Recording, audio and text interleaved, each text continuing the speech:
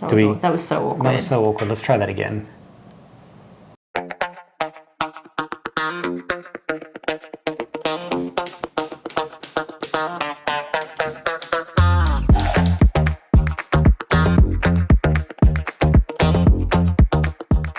Hey guys, I'm Nath Martyn, the Whisky Scribe, and this is my wife Jess.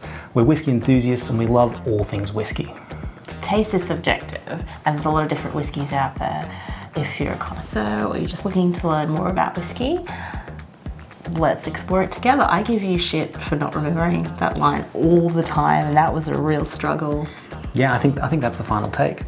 If you haven't already subscribed, hit that subscribe button now. We put up semi-regular whiskey review videos and some special interest pieces. Like this one. Subscribe. Now, for those of you who have been watching for a while, Jess is usually behind the camera, doing her best to make me look good. But she has been in front of the camera a couple of times when we've done some blind whiskey tastings. So the first one... I put it together for you. Yeah. So I selected 6 whiskies at random, really, and made Nath guess all sorts of things about them. He got some bits right and some bits wrong. It was pretty fun to do, but that was a wild ride. Yeah, and then the next one, because Jess had been pregnant for about half of the whiskey review videos, she obviously wasn't tasting the whiskey, but she was listening to me talk about them. So I gave her a couple of whiskies that I'd already done reviews on, so she'd heard me talk about them, to see if she could work out what whiskies they were just from the taste based on how I'd described them. And you didn't do too badly with that one either. Yeah, that's not how I remember it, but I think my deductive skills were pretty good. That's just because I was reading your facial expressions and guessing from that, not from actually tasting the whiskey. But still, you know, it was fun. That was really good fun too. So in that one, it was the reverse. I knew what the whiskies were and you were blind. That's right. But this time... Oh, we're both blind. Yeah. I mean, we'll both be blind. Yeah. We don't know what's in this box. So. Yeah. So I contacted Tristan from Horny Pony and asked him to send me some just random samples. The weirder, the stranger, the better, and put them in scratch and reveal bottles. Now, for those of you who don't know what Horny Pony is, that's it's an online store where you can purchase whiskey samples. So they source rare, unique, really, really hard to find whiskies, and they break them down into 30 to 50 ml sample bottles that you can buy. So if you missed the allocation for the latest Nick Offerman Lagavulin release, you can actually order a 30 to 50 ml sample from Horny Pony and get to taste it without having to lash out all the money for a full bottle. Yeah, it's a great way to try some different whiskies before you know whether you want to buy them or not. Yeah, it's so good if you don't want to commit to a full bottle, basically. But I mean, if that's what you're thinking, you do your thing. But there's a lot to choose from on their website. But it can also make it fun for blinds like this, especially when they do those scratch and reveal bottles. Now, I do have a discount code for Horny Pony, but I'll give that to you a bit later. I initially ordered 6 whiskies from Horny Pony. We have a baby asleep in the next room. We're not gonna smash out 6 whiskies. There are probably half of them are gonna be, you know, cask strength. Yeah, but we don't know which ones are gonna be cask strength either. That's my point. So we're just gonna do 3, but I haven't even actually opened this box yet. So as you can see, Horny Pony, that means a unicorn. Pony with horn? Yeah. It's a, you know, because your rare whiskies are often referred to as unicorns. Oh, okay. You know how Nicolas Cage in whatchamacallit, Gone in 60 Seconds, refers to that special, really, really awesome car as my unicorn. What kind of car was it? It was a Shelby 63 Mustang. Oh, I did not think you were going to know the answer to that question. I was trying to catch you out. No, it's like one of the few, you know, okay, 63, might be a 69. Pretty sure it's a Shelby 63 Mustang. Tear him to pieces if he's wrong. It's a fastback. But... Stickers at the top. Yeah, I know. Don't cut yourself, cut away from your body.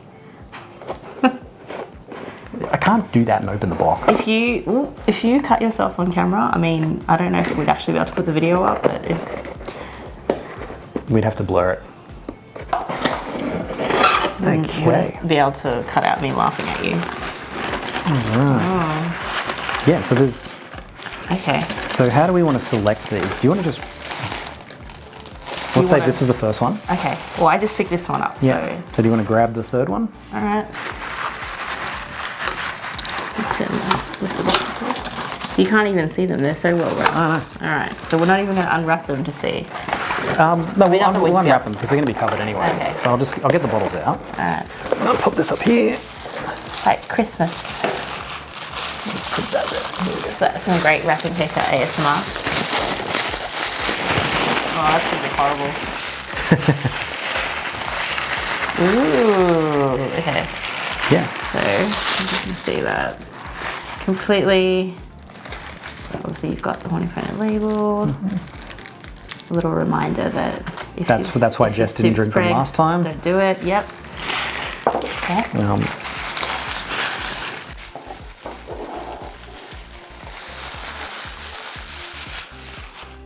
Did film the Champagne de Meux whiskey tasting, which I'm not sure if we're putting that up before or after this, but I did film that myself, and I definitely need Jess's help with this stuff. Yeah, let that be a lesson. If we do put that video up, it'll be very clear that I was not there. Yeah. Okay. Eeny, meeny, miny. We'll start with this one. So these are 30ml bottles. Yep. I mean, I love you that you're showing off the bottle Yeah. that you can't see anything about. Yeah. Okay. It's kind of cool though because the Horny Pony bottles are They're pretty coloured. cool. Well, they're coloured. We can't even Yeah. tell what colour it is until we pour it. So Exactly.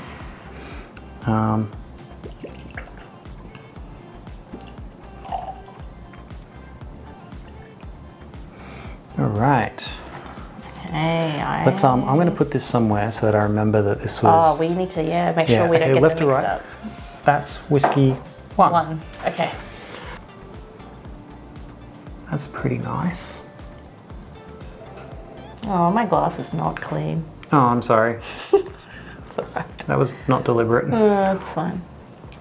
I mean, it's clean. It went through the dishwasher. I just didn't polish it. Yeah, it's not Whisky Scribe clean. Smells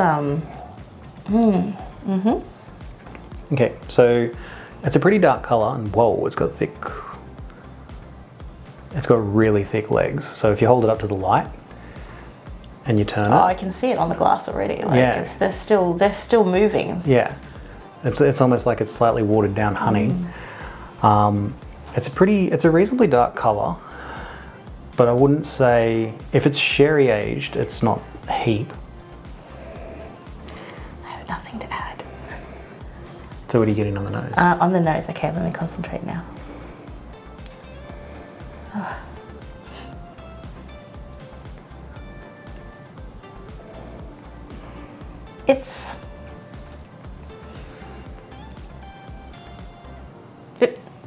I'm not going to use any of the descriptive words that you told me that I can use. Okay. It smells a bit flat.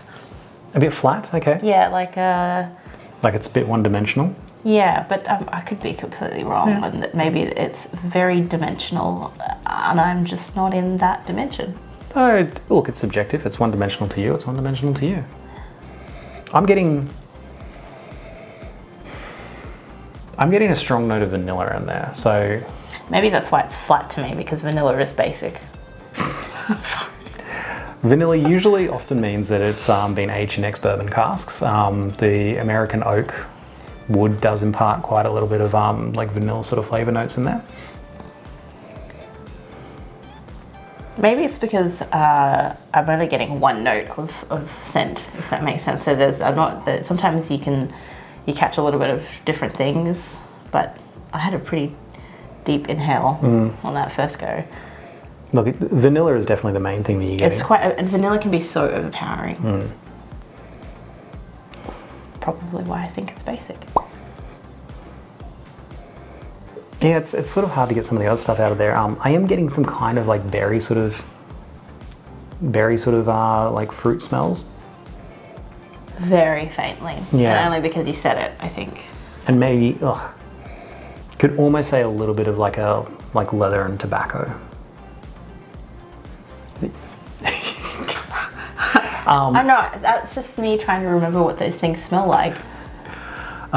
For context, like a very, like a cigar. Yep. It's been a long time since I've had one of those. So again, trying to cast my memory back to a time before. Or like fresh leather, where you've walked into like a leather shop where they make the belts on site and stuff like that. It's been a hot minute since I went to a belt shop. Okay. Let's taste it. Okay.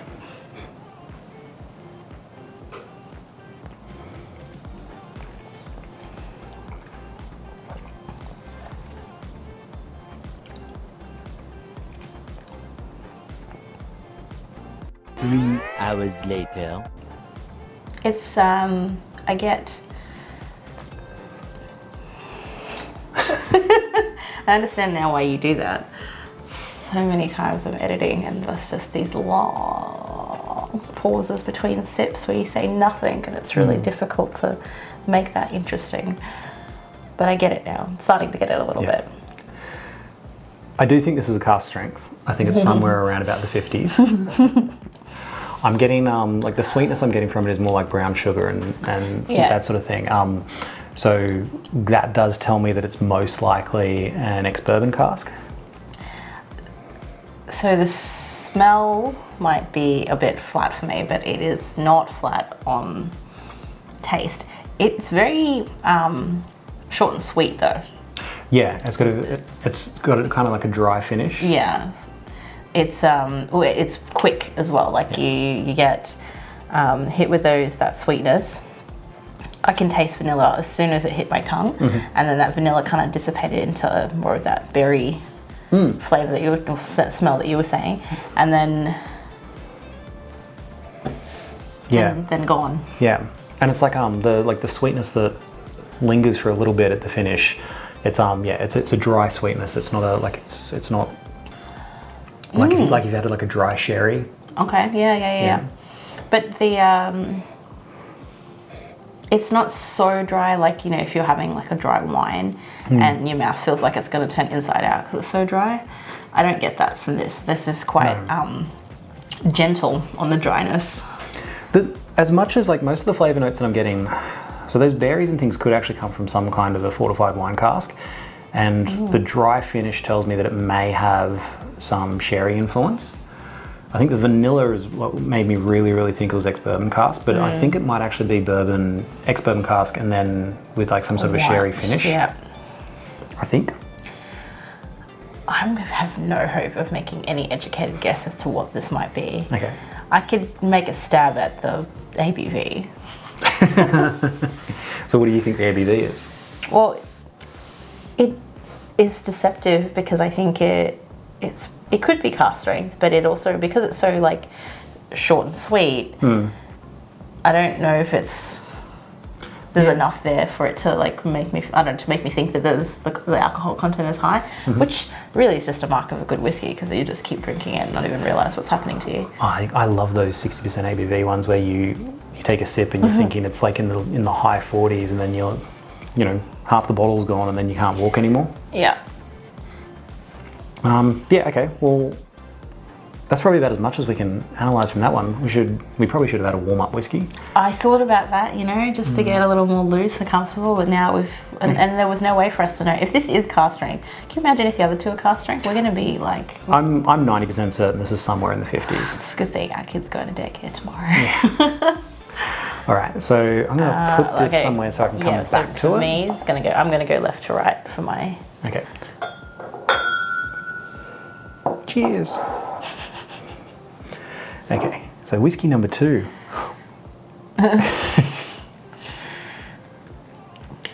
Okay, whiskey number 2. Again, we know nothing at this stage. That's definitely cask strength, that first one. The first one? Oh my God. Because you're feeling it now? I'm feeling it now. Yeah. I've had like 2 sips. Cool. All right. This has got some colour to it. So remember, it's left to right. So that's number 2. Did you pour all of it in? Yeah, they're only 30 ml, so we've got 15 ml each. Okay, yeah, that's fine. If you don't want to finish yours, I'll finish them. I only have to work tomorrow. Okay, all right. Okay, so this is another dark one. Do you want to whoop? Yeah, Yes, it's very dark. Actually, let's try and get those legs going. Not as much. There's the red is flashing there. That's just it recording. Okay, cool. Actually, I think... Oh, okay. I think this one's Oh, even... it's so slow, yeah. Yeah, I think this one's just thicker. The legs haven't even formed yet because it's still just a coating on Yeah, the... you can see. Yeah, That's wow. wild. Ooh. Oh, shit. Okay, so on the nose. Ooh, I don't think I'm gonna like this. You don't? No. Super oaky. Yeah, I'm getting a lot of oak. So much oak. I'm getting a little bit of astringents. That's why I don't think I'm gonna like it. I could already pick it up. I don't like it when it's astringent. Medicinal. Sometimes you get one thing on the nose and completely different on the palate. Yeah, the last one was kind of a bit of a little bit of that, I guess. Okay. Slange. Slange. We didn't taste. Wow, that's loud. Don't wake the baby. Oh, I don't even want to drink it.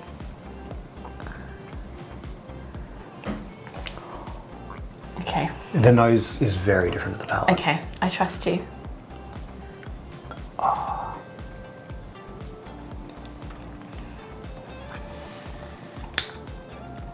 Well, aren't you a little surprised? It's like sweet and strong, right? Like that's a beautiful sweetness. That's like very butterscotch. yeah, butterscotch and like even like hang on.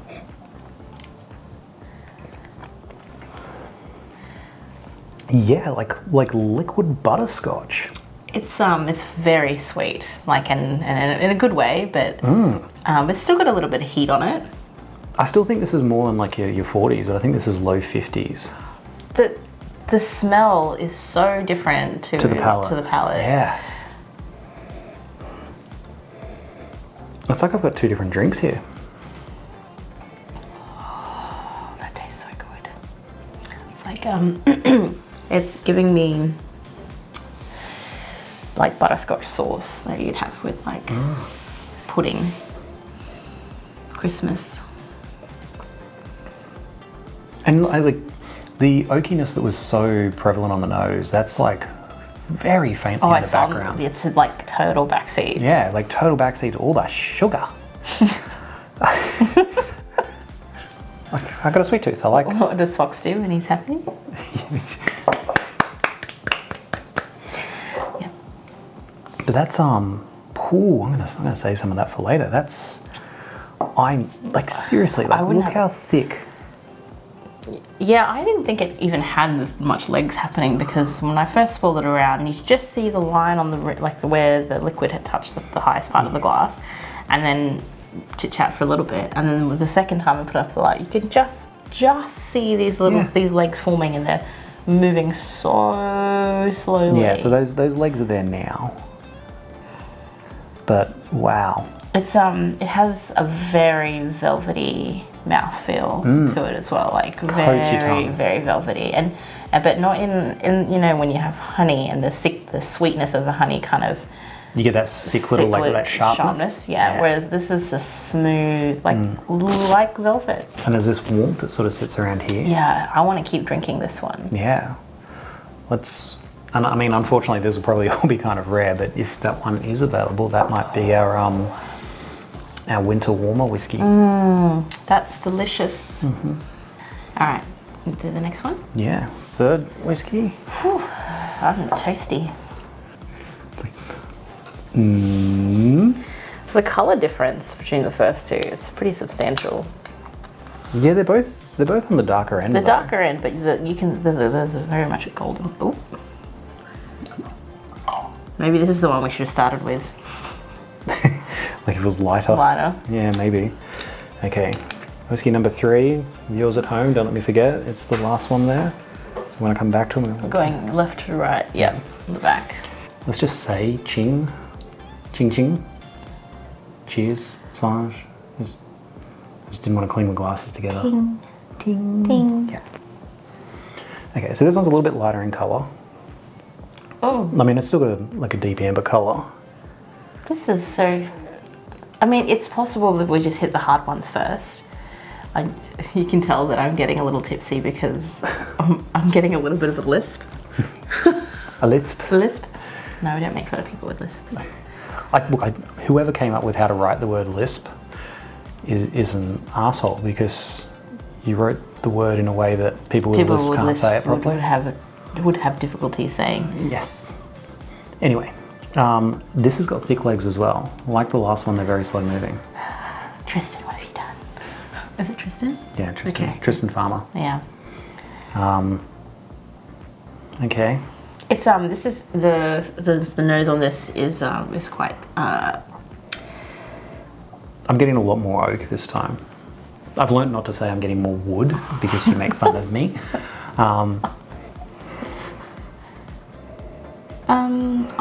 You're saying you're getting on the nose, you're getting more oak. Yeah, I don't think I would call it oak. It's more like damp wood. Yeah, the nose to me is less intense than the second one. Yeah. So it's definitely on the more subtle end of the scent, of the nose.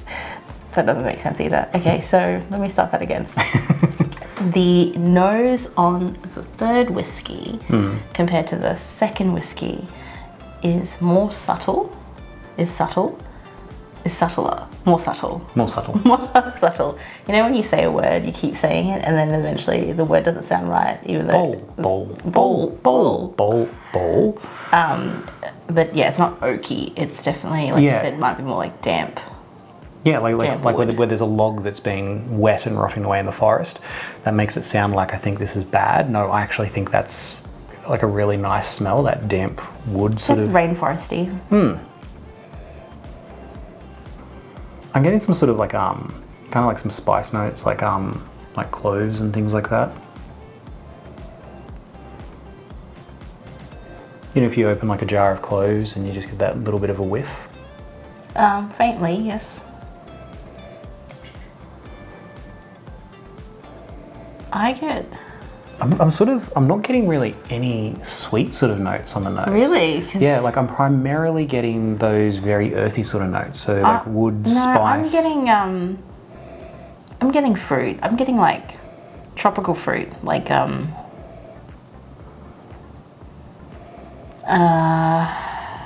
like it was sort of like a bit of melons or... not a melon. I don't know. I rescind my statement. No, you can. I don't know. I want to say it's kind of got a mango. Oh, yeah. I don't know if that's the right one though. There's a type of, it's like mango, pawpaw, sort of those sort of fruits. I see what you mean now. Because to me, I mean, some mango obviously smells it's not obviously not citrusy, but mango has such a distinct smell. But to me, when I think of I smell mango and like pawpaw, those type of fruits give me tropical vibes. Okay. That's really bad posture. Look at me leaning back. All right. You're just relaxing into it. That's fine.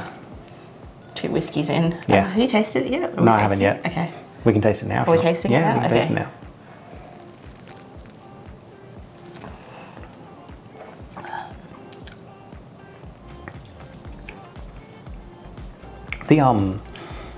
The texture on that straight away is like syrup. You know what I mean? Like it's thick. Yeah, it's it just doesn't have a lot on the, maybe because we did such hard hitters. I should have had a sip of water in between maybe, but I'm not getting a lot. No, I'm not getting on the palate. I'm getting, hang on.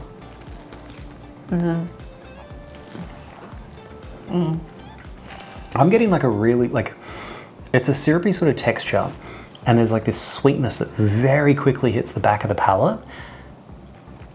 Okay, I'll try again. And then those fruit sort of notes are sort of, they're very faint, but they hang around for a little bit. But like the main thing that I'm getting is this real sweetness. Yeah, so that's reinforcing that whole tropical fruits vibe for me. There's I use all the wrong words, but there's a shortness to the sweetness in the sense that, like when you have fruit, it can be like fruit that's not overly ripe, for example, where you get a bit of sweetness, and then whatever fruit it is that you're eating, it kind of like a mango that's not super ripe but not unripe. help me. No, I get what you're saying. Like when a fruit is very ripe, that sweetness gets very sugary and fermented sugary taste. Whereas this is like this is almost like not quite ready to eat. Yes. Yeah. It's a little bit of sweet, but it's quick. It's gone. Yeah. That's what I meant by the shortness of it. Because like you take one sip and you get hit with that texture and you get hit with that sweetness, and then it's just gone, and there's like this faint memory of fruit in the mouth. It's an interesting one though, because the nose is so different to the palate. I don't know if it's different, to be honest. I feel like the second one, the disparity between the nose and the palate was pretty stark. This one, I think, because I could smell the fresh fruit and then I could taste the fresh fruit, I don't know, it was very much connected to me. More so than the first two, where there was like something different happening at either end. Well, before we move on to like scratch and reveal, which one was your favourite so far?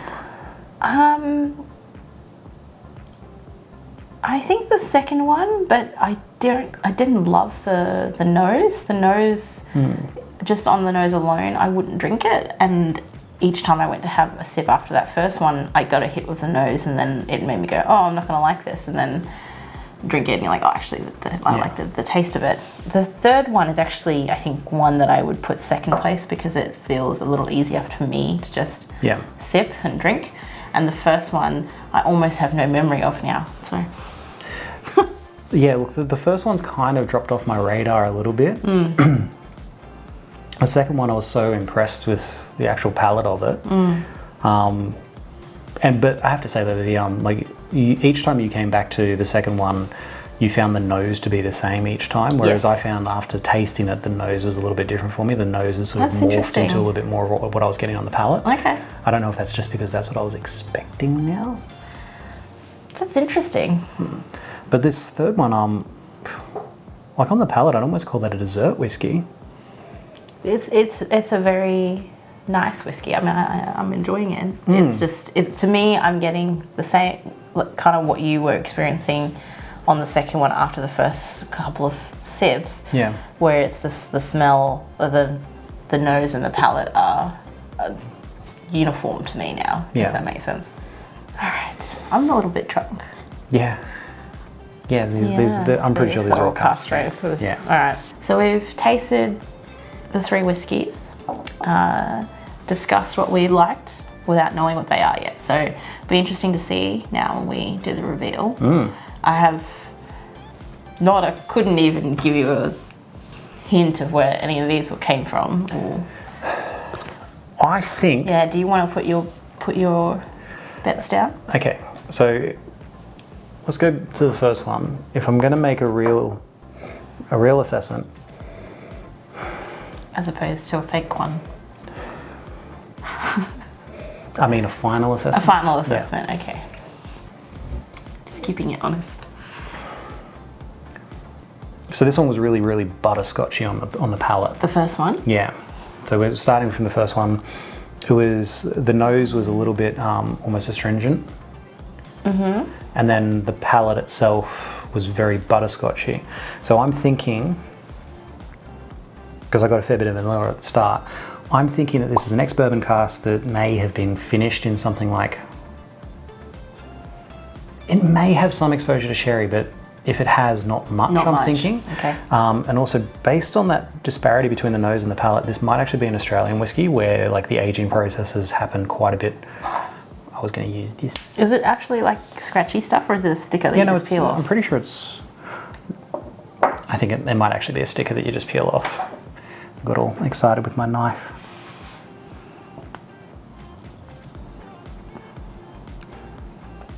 No, it's scratchy stuff. Okay. It's scratchy stuff. All right.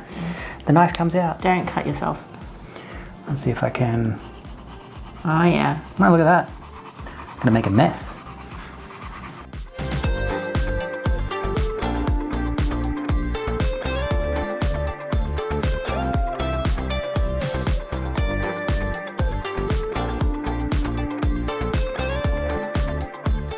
Pot still. So this is an Irish. Irish style. Hang on.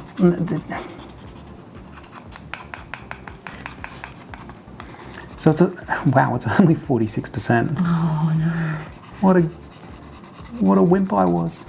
I mean, I have an excuse. I parent all the time. I'm not drinking as much as you. Chinese Kildare triple distilled Canadian pot still whiskey. Wow, so this is a Canadian whiskey that's done in an Irish style. 46% ABV. That's just how many standard drinks. I don't care about that. I'm not driving.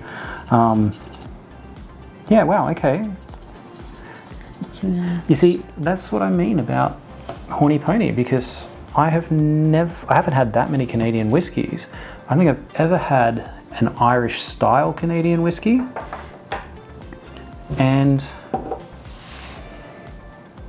never even heard of that distillery.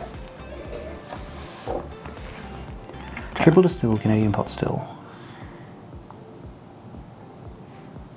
That tells me nothing about the barrel aging. So it means I have to look that up. We'll have to look it up. Yeah.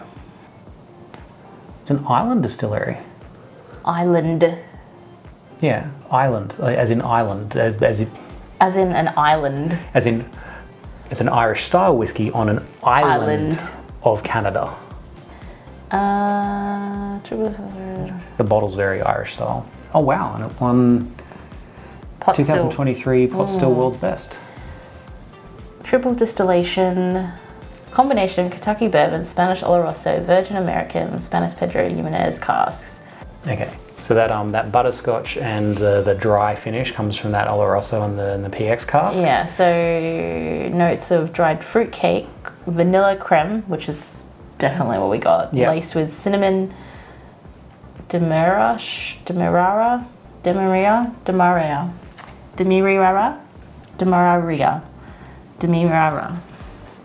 Demerara sugars. Yep, and old seasoned leather notes. Abundant tropical fruits include candied orange, dried apricot, figs, ripe blackberries, blackcurrant jam, dried raisins, roasted nuts. Complexity continues with barley, malt, and dried hay, butterscotch, milk chocolate, light tobacco, and ocean breeze. That's a lot that they've included in the notes there. I feel like that's everything in the kitchen sink. You're going to hit something if you've got that much listed. Look, we both said butterscotch. Vanilla was, we kind of got the... Yeah, definitely got vanilla. Yeah.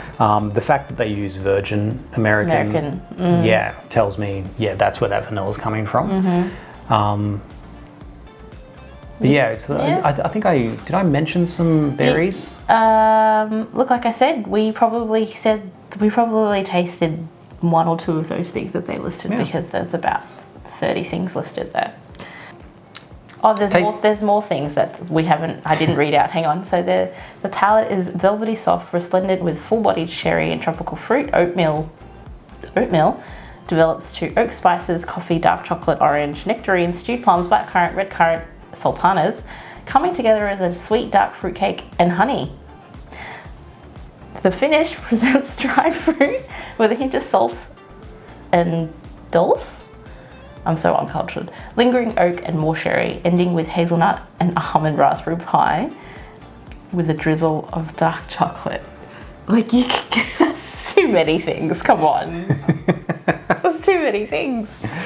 Look, taste is definitely subjective because after I read blackberries and then tasted again, I was getting blackberries. But, you know, I wasn't before I read that tasting note. No, so. there's so much in those notes that, I mean, you get... Yeah, next one. Number 2. So the second one. Was the one where on the nose I was sort of getting that like light spice and damp wood.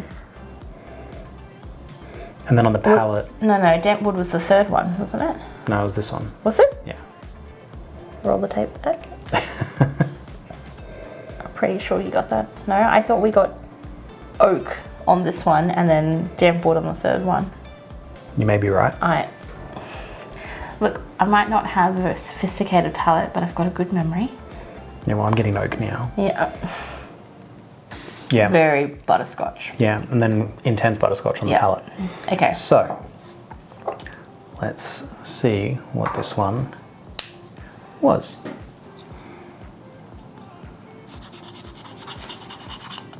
Probably just used a coin or something. Yeah, I probably should have. Trying to be badass with your little tiny pocket knife. Yeah, pretty much. We all know the truth. Well, I couldn't have opened the box with a coin. What? Ooh, we're just little bitches because You know what? We have a kid. We don't drink as much as we used to. So this also wasn't cask strength. This was 45% ABV. Oh, this is Queens. Does that say Queensland? No. What does that say? Queensland. Yeah. Hang on. I can't see the top bit. Wild River Elevation Batch 4 Queensland Single Malt. What is it? Batch. Elevation Batch 4. The Mountain Distillery. Yeah. They do gins. Wild River Distillery. Oh, this is from my neck of the woods, Atherton. Well, not Atherton. Far North Queensland, Atherton Tablelands, which is in Far North Queensland. Ex-recoopered Shiraz cask. Wow. Big, bold, Wild River style Aussie whiskey.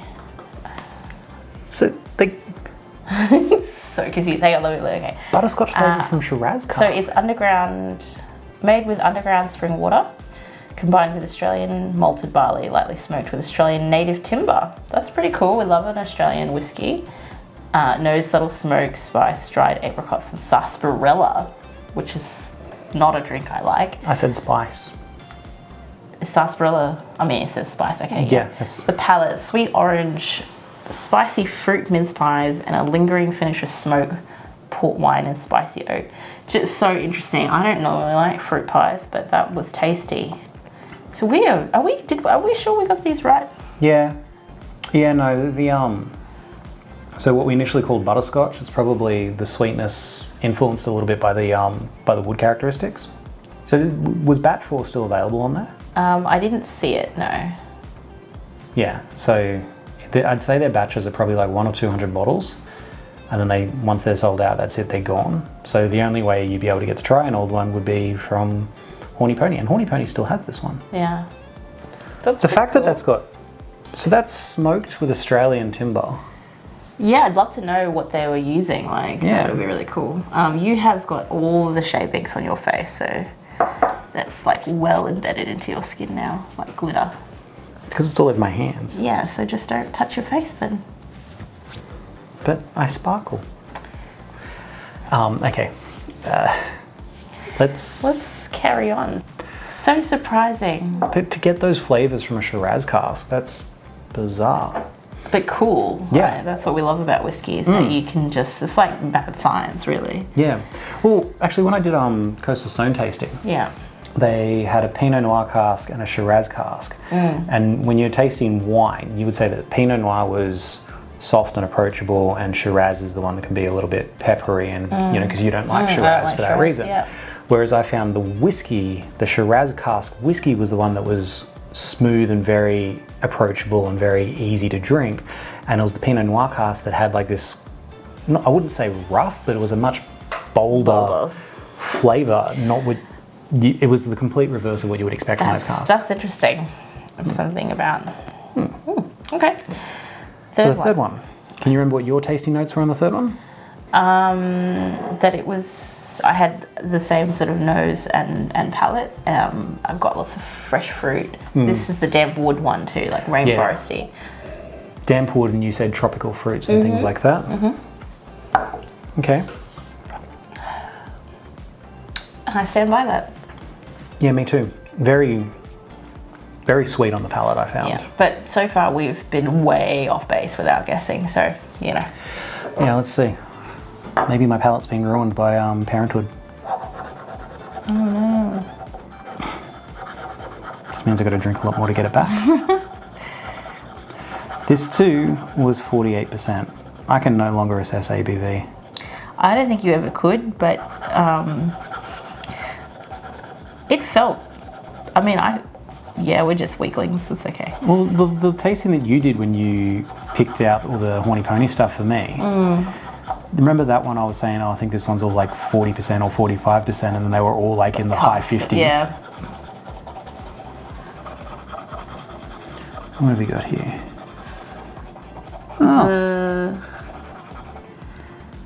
This is Glendronach, 21-year-old. The Parliament.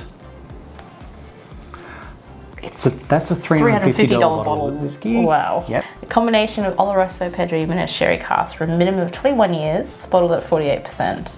The Parliament is named after the colony or parliament of rooks that have been nesting in the trees that overlook the Glendronach distillery for almost 200 years. So it's named after a bunch of birds. Yep. Okay, tasting notes. Recommend that you leave it at least 10 minutes in the glass to take off the initially sharp acidic edge. Didn't know that. Rewards focus and long attention. Yeah, raisin cake, candied orange, dried apricot, dates, as well as cocoa, damp cedar, and walnut slice. In the mouth, it gets better and better with exposure. Dark chocolate, hints of hazelnut, fruit cake. Yeah. So nothing like what we said. I mean no disrespect to Glendronach. But I mean, we both liked this one. No, I did. Like I said, this would be one that would be very easy to drink. Unless you see the price tag and then you're like, It's very smooth now. It's spent, I'm trying to remember the notes you read there. It's spent quite a bit of time in PX casks, hasn't it? Oloroso and Pedro, yeah. Combination. Yeah, so that's why it's so sweet, because... Yeah. Okay, so they've given it 95 points. Yes, based on the Whiskey Advocate. Gavin Smith reviewed that in 2017. I liked it, but I put it more at like 89. Ooh, are you trying to claw back some credit there? No, this is just for my own personal notes. Just for me, it was a really nice whiskey, but it just sort of like, I think with that level of sweetness, I'd want a slightly higher ABV. I feel like they sort of balance out. It's interesting because don't get me wrong, it's very smooth. Now that it's been sitting out a little bit, I can see what they're saying about the intensity kind of takes the edge comes off a little bit, and it's a little more enjoyable, I guess. But for relatively low ABV, for such a long time in casks, where's the rest of the whiskey? Yeah, like the finish. The finish was kind of short-ish. For 21 years, I'd kind of want it to be hanging around a little bit longer. Yeah, but maybe that's the appeal. Yeah. This, that you can, because some people don't necessarily want the boldness from a whiskey being aged for so long. It's just about the age. Yeah. For some people, or the fact that you were able to achieve that kind of flavour, and it's been in there for a long time. Does that make sense? Yeah, I know what you're saying. Like at the same time, control, I feel like if you put a moderate whiskey in a PX cask for 21 years, it's probably going to taste pretty good by the end of it. Fair. Don't get me wrong. I love the sherry casks and the PX casks. I love that sweetness. Do you know what this whiskey is? This is a good gift whiskey for somebody who doesn't drink whiskey. Who doesn't drink whiskey a lot. Yeah. And you want to get a statement whiskey. Yeah. For an age statement whiskey, which you talked about. I think you talked about that in your gift buying guide, right? Yeah. Is that choosing a whiskey for somebody who doesn't drink whiskey a lot, but you want to get the age statement one to maybe it's for a 21st or like a 21-year wedding anniversary. I don't know, something like that. Then that's the gift whiskey. Yeah. This is kind of the it's kind of the safe bet statement piece, because if you had that on your shelf, as the special 21-year-old whiskey, when somebody special comes over and you want to give them a glass of whiskey, but they're not necessarily a whiskey lover. Or they're not in your top tier group of friends. Yeah. I know, price-wise. If you can afford that, then you probably can afford other, higher price whiskies. But the thing is, it's an easy drinking whiskey, but for $350, I don't want an easy drinking whiskey. I want one that makes me sit and take it slow and think about it a lot. Whereas this one, for $350, I could imagine that being gone in 2 sittings. Yeah, I thought it was very easy drinking. So. Yeah, so really nice whiskey. For me, if I'm spending that much money, I want something that's a lot more complex and going to take a lot more time to go through. That's not to say I don't like this at all. If I ever went to someone's house and they poured me a glass of this whiskey, I'd be like, dude, thanks.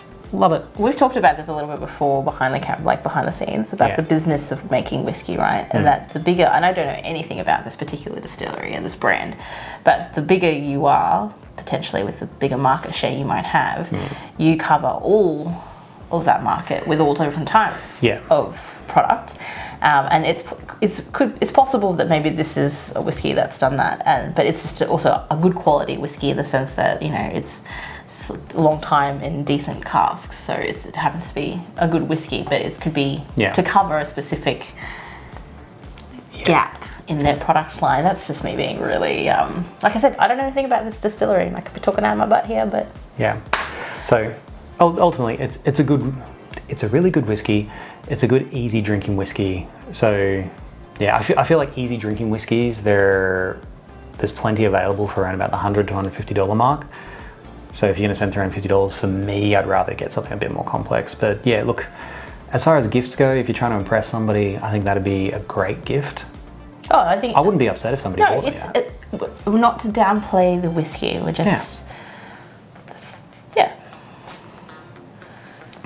Now, I actually paid for these whiskeys, so this wasn't a paid endorsement. I just really actually rate Horny Pony. It's a great way to try a wider range of different whiskeys without having to buy the whole bottles. When I told Tristan I was going to be doing this, he did give me a discount code to share with you. So if you go to Horny Pony for the rest of 2024 and put in Whisky Scribe 2024, you get 20% off at the checkout. This isn't a double up code, so if they've got another special on, it'll just be the bigger discount that applies. So if they run a Black Friday special, hint, hint, they're gonna run a Black Friday special, it'll be the bigger discount code that applies, you know, just to get to double them up and get lots of money off. But I actually think this is a really good stocking stuffer.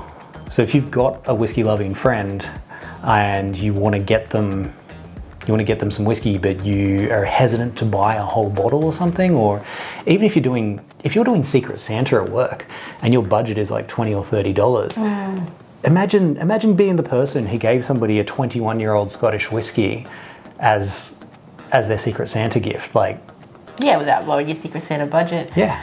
If you want to do a blind tasting, I would definitely recommend getting these ones from Horny Pony because it's a lot of fun. We were having a good time. Completely blind, and the guesses middle range.